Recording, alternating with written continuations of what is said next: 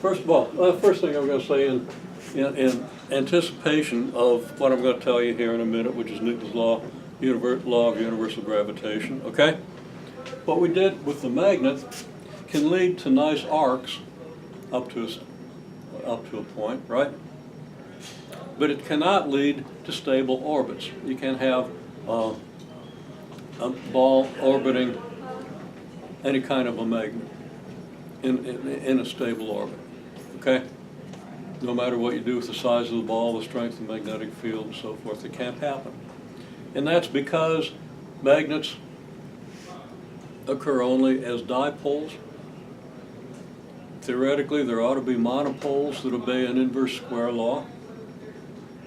In other words, the force is inversely proportional to how far you are from it. If there were monopoles, then we should be able to achieve stable orbits around monopoles, okay?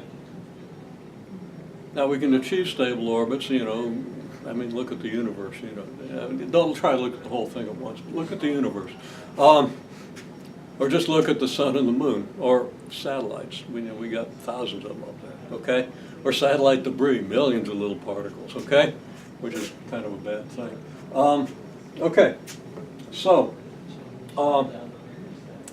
my point is that stable orbits can occur only with an inverse square law. Now Newton didn't know that, okay? He might have worked it out. I don't know if he did.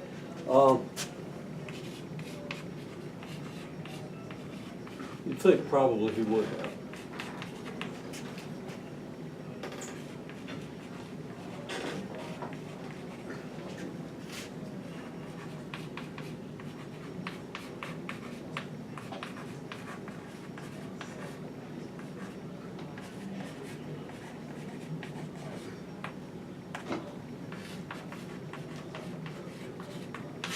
Stable orbits can occur only with inverse square forces, okay?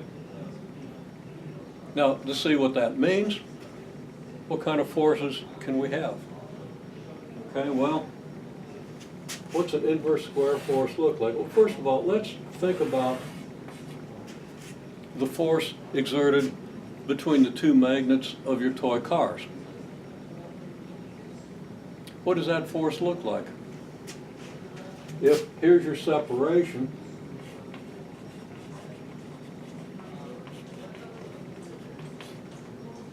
and here's your force, what does a graph look like? Sketch me a graph of that. Just, you know, a conceptual graph, just a graph that has basically the right characteristics. I'm not going to test you on whether you have exactly the right shape to your curve.